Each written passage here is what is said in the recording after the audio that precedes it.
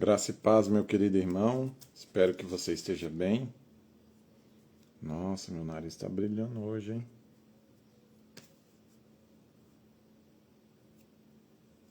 Olá, Ellen. Obrigado por participar. Hoje nós falaremos a respeito de Salmo 50. Finalmente, cheguei a um terço de salmos, que são 150 salmos. Finalmente! Obrigado, Deus!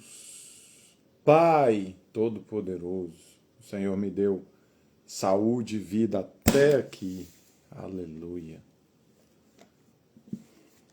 Oremos. Santo e poderoso Deus, eterno Pai, Senhor, traga um orvalho de graça, traga a arca da aliança aqui hoje, para que quem ouvir essa mensagem seja profundamente impactado. Repreenda agora todas as aves do céu que vêm para roubar. Libera a sua unção que já está dentro de mim, em nome de Jesus. Amém.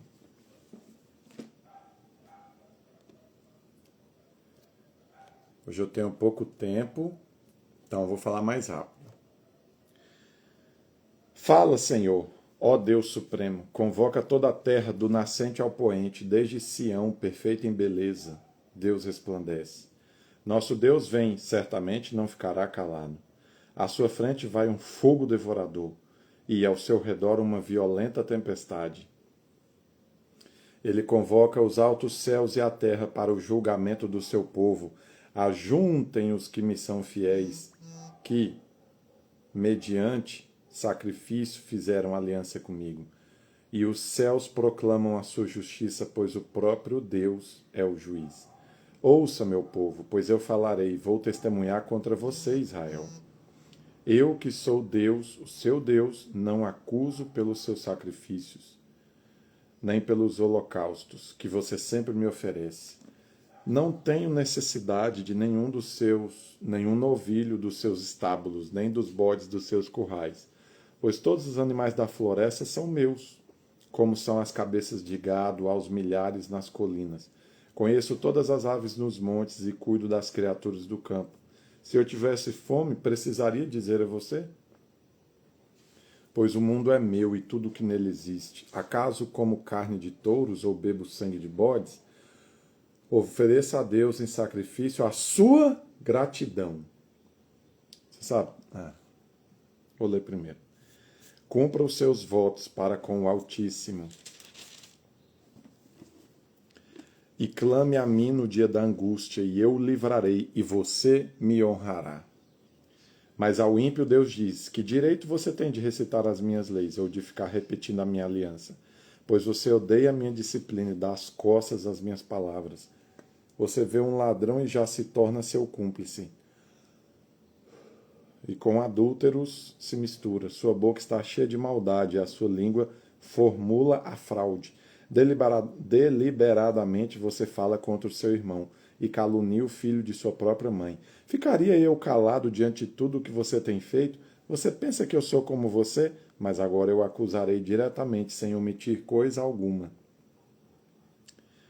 Considerem isso. Se vocês se esquecem de Deus, caso contrário eu os despedaçarei, sem que ninguém os livre. Quem me oferece sua gratidão como sacrifício, honra-me, e eu mostrarei a salvação de Deus aos que andam nos meus caminhos.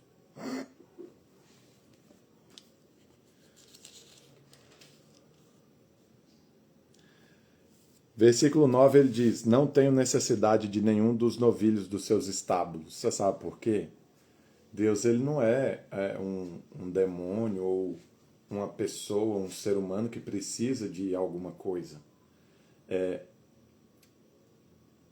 Mas ele não estabeleceu os sacrifícios dos animais, das rolinhas, pombos, pássaros, novilhos, bois, bodes, carneiros, ovelhas. Ele não estabeleceu? Sim, mas não confunda. Ele não estabeleceu esses sacrifícios como se ele precisasse deles. Ele não precisa. Ele não estabeleceu por necessidade. Não é porque, não, Deus está com fome, deixa eu dar para ele de comer. Não, Deus não é demônio. Os demônios dizem que não, mata aí um boi e deixa aí para mim, que eu vou me alimentar da energia dele. Mas Deus não é assim. O Senhor não estabeleceu sacrifícios para que ele tivesse comida. Não foi esse o ponto. O Senhor estabeleceu sacrifícios só para apontar para Cristo. Só para mostrar assim, haverá um dia um cordeiro que virá e através desse cordeiro você terá a sua salvação. Só para isso. Então, a finalidade, o fim do sacrifício não é uma necessidade que Deus tenha. A necessidade é sua. Somos nós que precisávamos de transferir o nosso pecado para o cordeiro, para o novilho e matá-lo para que nós fôssemos perdoados. Não era Deus que tinha uma necessidade. Então ele abriu um precedente. Esses sacrifícios, eles eram como cartão de crédito. Se você tem cartão de crédito hoje, você tem uma conta de energia. Você pega a sua conta de energia, paga no cartão de crédito, tira o dinheiro do cartão para pagar a energia. Mês que vem você não vai ter que pagar de novo. Aí mês que vem você faz de novo, paga com cartão de crédito de novo. Aí você fica 1 ano fazendo isso, 2 anos, 3 anos, 4 anos, 5 anos. Sabe o que significa? Que você nunca pagou a conta do cartão de crédito. A conta de luz. O cartão de crédito, ele é um empréstimo. É um empréstimo que você faz. Um minuto. O cartão de crédito é um empréstimo que você faz jogando para depois a sua dívida. Esses sacrifícios, eles eram assim, eles jogavam para depois o pagamento, o aniquilar do pecado. Até o dia que Cristo veio na cruz. E hoje é o dia que ele ressuscitou, não é mesmo? Então, até o dia que Cristo veio na cruz. Quando ele veio na cruz, então a fatura foi liquidada. Mas o sacrifício de animal era um adiantamento, era uma cobertura, onde você jogava no cartão de crédito ali. Né? Então, nesse texto ele deixa bem claro.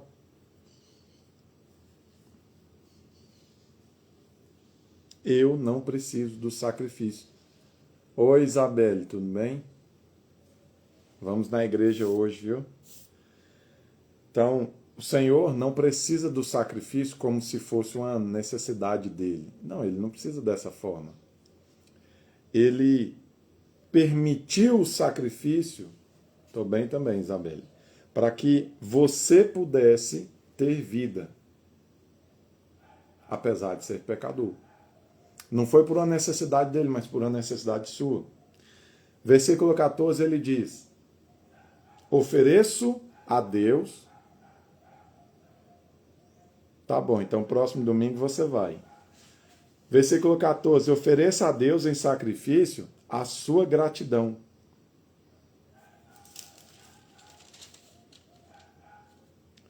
Você sabe por quê? Que aqui diz que a gratidão é um sacrifício? Olha, versículo 23 diz: quem me oferece sua gratidão como sacrifício, honra-me. Eu vou te dizer por quê. Porque agradecer é algo que custa o ego. Custa o ego.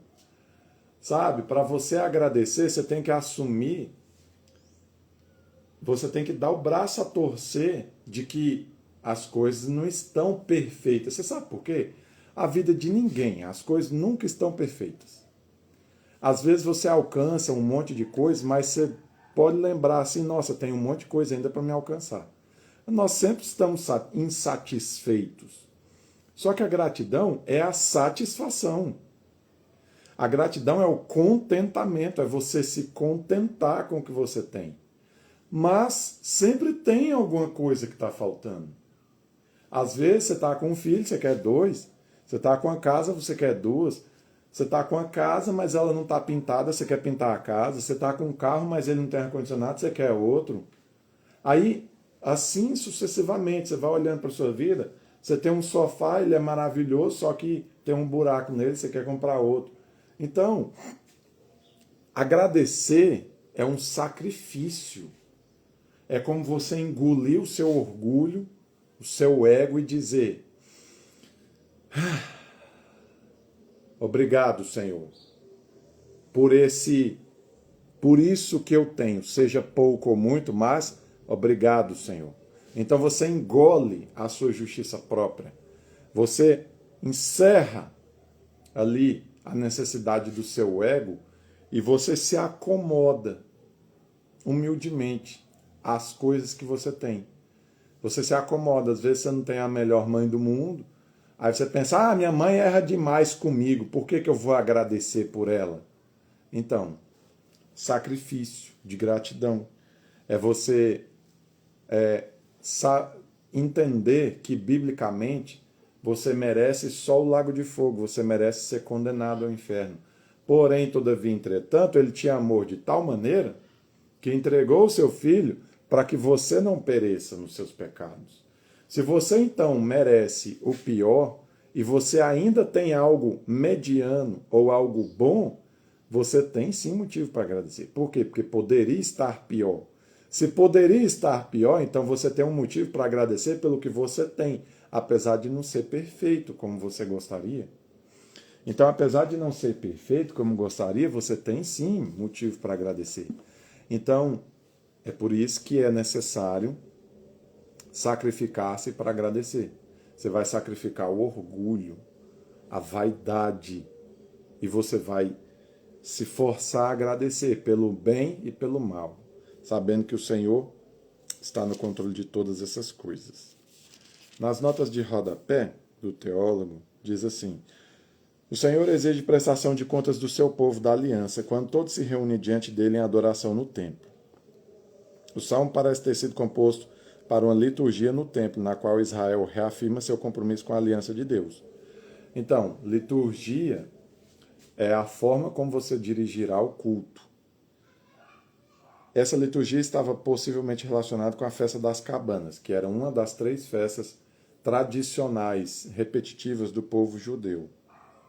Na sua repreensão de um modo errôneo de entender o sacrifício, o Salmo tem afinidade com as profecias de Amós, Miqueias e Isaías. Portanto, talvez possa ser datado em fins do século 8 a.C. ou inícios do século 7. Outros veem relação mais estreita com a reforma de Josias, em 2 Reis 22:1 e 23:25. E o ministério de Jeremias. Quanto à estrutura, o Salmo, essa daqui, tem 3 partes. A proclamação da chegada do Senhor de Israel, segundo a aliança, para exigir prestação de contas do seu povo. As palavras do Senhor para corrigir os que têm intenções honestas, sua forte repreensão dos ímpios entre eles. Tem mais um acréscimo. O título é uma atribuição tradicional do Salmo de Asaf. Ou talvez para Asaf. Gedutum, no Salmo 39, para os adolescentes de Asaf que funcionavam no seu lugar. Esse salmo pode ter ficado separado dos demais salmos de Asaf, por causa dos seus vínculos temáticos com os salmos 46 e 49.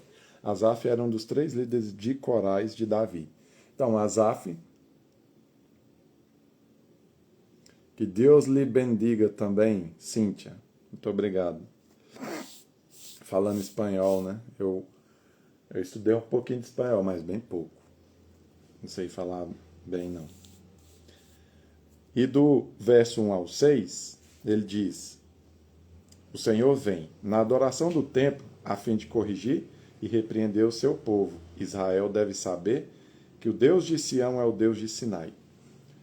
Sião é o monte da graça, representando a nova aliança. E Sinai é o monte da lei, representando as 2 tábuas dos 10 mandamentos da lei de Moisés.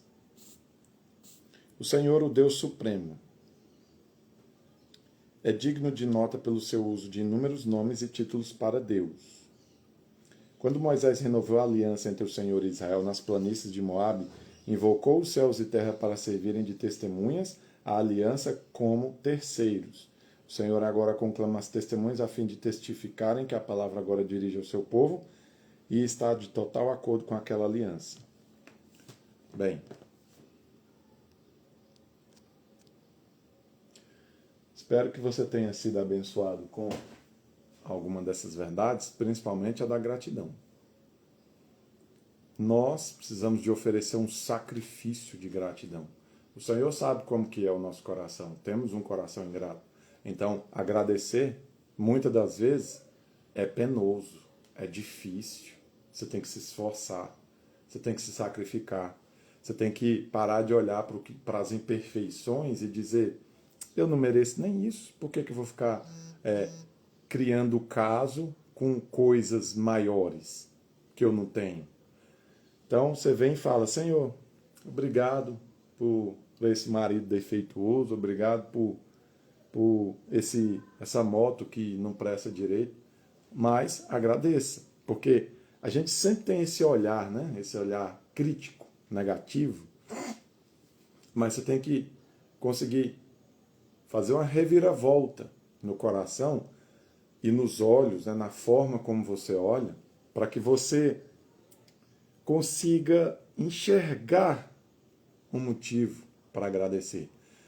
Mas o principal é o que a Bíblia diz. A palavra de Deus diz que o salário do pecado é a morte, mas o dom gratuito de Deus é a vida eterna em Cristo Jesus. O salário que você tinha que ter recebido por ter pecado é a morte. E qual que é a morte? Lá em Apocalipse diz que a segunda morte é o lago de fogo. E a primeira morte é morrer sem Cristo. A segunda morte é uma morte definitiva, onde Deus ele define seu destino sem volta. Mas a primeira morte é viver sem Cristo. Então, ao você pecar, você se torna digno de ser lançado lá. Se você então não foi lançado lá por causa do dom gratuito de Deus, isso significa que você não merece nada de bom. Por quê? Se para acontecer justiça na sua vida, ele tinha que ter lançado você no lago de fogo, e você não é lançado, então você está no lucro. Pensa bem.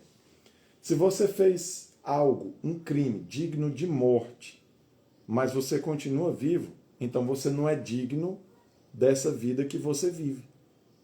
Se você não é digno dessa vida que você vive, mas você está vivendo, então tudo que você vive após o ato cometido, que tinha que ter te matado, digamos assim, que você já tinha que ter morrido para pagar o que você fez, toda essa vida que você vive, você não tem mérito nela. Você perdeu completamente o mérito, o direito de exigir alguma coisa. Então, quando você encara esse fato de que nós morremos em Cristo e por causa disso não merecemos nada do que temos, você fica sensível à gratidão. Porque você pensa, tá, as coisas não estão da melhor maneira que poderia estar. Todavia, isso é melhor do que eu mereço. Porque eu merecia estar morto. Eu merecia estar condenado. E eu não estou. Se eu não estou, então eu estou no lucro. Eu estou ganhando. Então, que o Senhor Jesus possa abrir os seus olhos e te ajudar a viver uma vida grata, entendendo o mistério do Evangelho. Pai, em nome de Jesus, abre agora os olhos espirituais, para que eles vejam e ganhem sabedoria, para que possam ser salvos e também importar-se com o seu próximo para salvá-lo. Senhor, ajuda nas nossas fraquezas, pecados, falhas e dificuldades, para que nós nos purifiquemos com o seu Espírito amado. Em nome de Jesus. Amém. Obrigado por toda a participação.